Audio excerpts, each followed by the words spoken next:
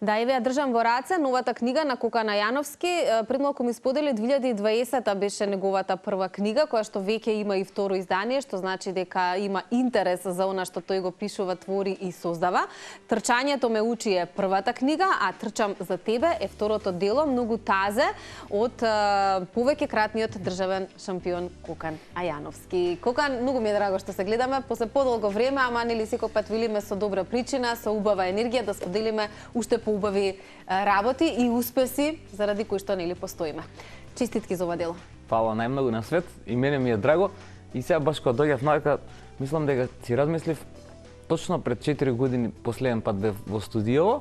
Друг пат имавме некои линковски вклучувања и баш за пати корона, точно и баш за промоција на првата книга беше. Одлично. Така што ете сега нов убав повод. Да, се дружиме за убави моменти и јас вака ќе започнам, бидејќи ќе погледнат и нашите гледачи дел од фотографиите од официјалната промоција, ќе ја видат и Ева Нединковска, која што знам дека трча заедно со тебе, веројатно си ја мотивирал. Но таа изјави вели има книги за кариера, ама има и книги за животен повик. Ова е таа од вторите. Книга за животен повик. Трчам за тебе. Ајде малку вове да ни дадеш. Зошто и како се случи или после колку време ете од создавањето на првата, дали е ова некое продолжение на првата книга или е сосема некоја друга приказна? Како настана? Баш така.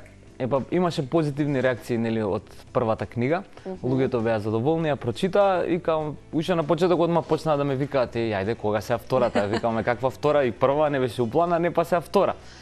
И меѓутоа позитивни муабети од сите, ми пишува, се гледа, многумина и ми се јавили или дошле на тренинг, а претходно ја прочитале книгата, да. Ја прочитале, почнале да трчаат, ослабеле некој килограм, задоволни и на тој начин ете едноставно реков тогаш мора да има ете и втора книга и за разлика од првата книга која што сосема спонтано испадна, ова наменски ја пишував свесно. Значи практично беше од период како започна короната и завршив негде 2021, да кажам, при крај на годината. И што се вика книгата беше во фиока до завчера, затоа што ете потрага по спонзори, по поддршка. Но тој е другиот пат кој што треба да се истрча. Да, точно исто многу важен, да. И практично оваа книга е своевидно продолжение на Трчањето ме учи. Се насловена ете Трчам за тебе и се трудев да биде како кога има филм, некој успешен да кажеме, па вториот дел, продолжение, така се трудев да биде и ова. На истиот начин е напишано, кратки раскази, сказни, текстови инспирирани од моменти поврзани со трчање, од луѓе поврзани со трчањето, од трки, настани, меѓутоа сето тоа е како една метафора, се разбира. Ете како што кажа и Ева Нединковска, која беше одличен промотер на книгата. Значи, Трчам за тебе. Идејата е дека јас сум истрчал за себе веќе, многу одамна, сум остварил многу цели трчачки и животни да кажеме и сега сметам дека е време, и јас мислам ја тоа одамна веќе го правам, меѓутоа преку книгата. Сум го напишал дека е време јас да дадам малку повеќе и на општеството, на останатите. Практично затоа и продолжувам да трчам, значи да ги инспирирам и другите и на тој начин е тоа она што се крие, меѓутоа и многу повеќе во сите кои ќе многу трчачки приказни има тука.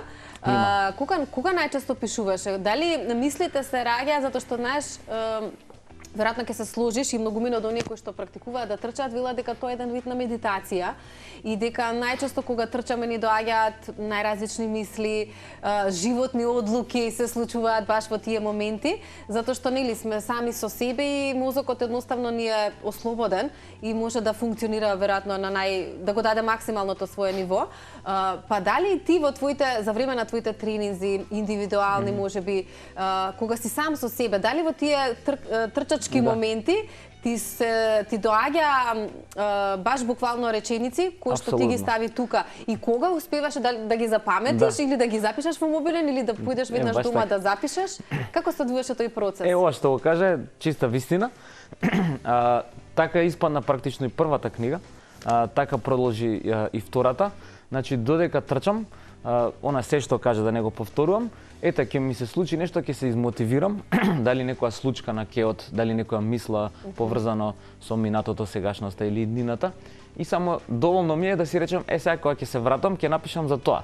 Ама знаеш како вообичаено не ги паметиме во истиот формат како што во секундата ни се случува. Баш така, ја бидејќи трчам само со часовник, значи и малецко клуче, не носам ништо друго, не носам телефон, немам кај да запишам и свесно си ја повторам таа клучна, да кажам, мисла и веднаш кога ќе дојдам, ако имам време, ако немам некој друг тренинг, ако не е нешто друго, веднаш седнам и ја запишувам.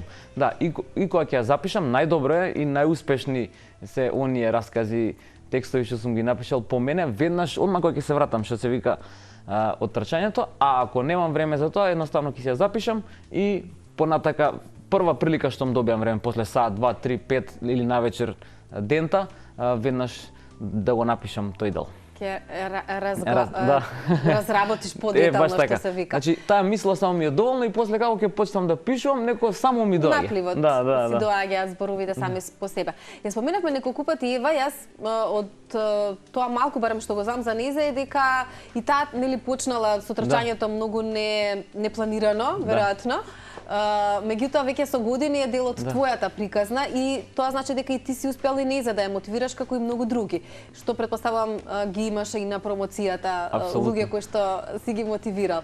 Колку тоа ти значи? Верувам дека можеби тоа е еден од водечките моменти за сето ова што ти го правиш со години наназад, затоа што навистина со години наназад те поврзуваме кокан и трчање, тоа е синонимот. Меѓутоа, колку импонира фактот дека мотивираш се поголем број на луѓе и како се случува можеби и приказната со Ева? Да, па искрено, ако порано пред се ми била целта и фокусот да победам на државно првенство, да станам шампион на Македонија, да победам на таа трка во Скопје, во Охрид, во Битола, било каде, да имам интернационален успех. Ете и ден денес, иако тоа малку е во втор план, јас иако се трудам и за тоа, меѓутоа она што денеска највеќе ме мотивира и мене ме инспирира и ми е една животна цел и мисија е токму ова што го кажа, што поголем број луѓе да инспирирам, да мотивирам нормално преку мојот личен пример и тие да ни се приклучат. А Ева е еден одличен пример на прекрасна личност која што ни се вклучи во нашиот клуб баш непосредно после короната, кога веќе толку ја спомнавме. И има одлична приказна, навистина и се допадна трчањето. Она е и филолог, нели, по професија, така што и таа пишува прекрасни текстови, да, и јас си кажувам, ајде сега и ти си наред за за книга, да, навистина. Така да има многу успешни приказни со луѓе од најразлични профили. Гледаш ли се поголем број на млади луѓе кои што нели сакаат да водат активен, здрав живот? Некако мислам дека нели младината ни се промени, а веројатно за тоа сме заслужни и ти и ние како медиум и голем број на други луѓе кои што со години нели го зборуваме ова и сега ги гледаме плодовите. Тоа е многу добро. Тоа е многу добро. Искрено некој еве. Јас кога бев во тие тинејџерски години и како идеше полнолетството, некако тогаш беа некои, да кажам, други вредности или пак не беше во мода, во тренд да бидеш спортист и као повеќе филмот беше и треба да искачеш во град, да шеташ, да си таков фраер, да кажам. И тоа ми беше мене разочарувачко, меѓутоа јас продолжив со спортот и она што ме радува сегашната младина, тие го прават, да кажем и ова што го спомнавме. Меѓутоа и се грижат за своето здравје, спортуваат и се надевам дека се повеќе и повеќе ќе има и да бидеме и да прераснеме во силна и здрава нација, а особено младите, затоа што тие се нашата иднина. Нашата иднина, апсолутно е така. Да. Велиш се достигна во животот? Не. Веќе не ти е предизвик да трчаш не знам каде? Не, значи тоа го искусив дека кога ќе оствариш една цел, потоа мора да си поставиме нова цел. Да, и заклучив дека тоа нема крај и тоа е добро и така и треба да правиме затоа што на тој начин го одржуваме животниот ентузијазам. Се додека имаме ентузијазам, имаме страст, горечка желба во нас, ќе може да правиме се она што ќе посакаме. И по мене тоа е нешто најважно во животот, затоа што многумина околу нас едноставно многу порано се откажале од своите животни цели, соништа, предизвици, едноставно немаат елан за понатака и затоа секогаш се трудам да си поставам нови цели, нови предизвици. Ете сега ми стана ова, да кажем, интересно и со книга, гледам дека и со пишувањето, така што веднаш после промоцијата која беше, така бев многу среќен, исполнет, логично не можев да спијам, станав рано истрчав и реков ќе има и трета книга, здрави. Да. Па тогаш се раѓаат најубавите идеи, веројатно. Да. Во тие моменти кога, нели, на тој наплив на емоции. Да, баш така како што објасни. Трчам за тебе. Вообичаено велиме дека секој треба да работите да ги прави за себе, така? Кон кого ја насочуваш оваа книга? Кон секој читател? Па еве, секој, точно сите трчаме за себе, пред се. Меѓутоа тоа е малку и себично, нели? Зошто? Трчам, затоа што го трчаш само за себе, значи не придонесуваш за околината, од тој аспект, нели? А секој трча и за некој друг. Значи во смисла да мотивира? Дали да мотивира, дали некој му е инспирација. Например, ти си ми инспирација, јас ќе трчам за тебе. Ќе трчам за тебе за да ти покажам дека можам да победам за тебе, дека ти си ми инспирација да остварам врвни резултати, да направам најразлични работи во животот. Значи, тука символиката е трчањето. Меѓутоа, секој има некоја мотивација и инспирација и тоа е практично и пораката. Трчам за тебе, може да се трча за некоја љубов. Нели, може да се трча за најразлични работи, за спортски резултати, за успеси, за животни достигнувања, на приватно, на професионално, буквално. Така што секој нека си го разбере на начин како што сака и како што милува, а сепак и кога ќе ја прочита, многу има пишувано зашто трчам за тебе. Па верувам дека многумина ќе ја прочитаат, бидејќи промоцијата беше пред само 2 дена, многу е ново ова дело.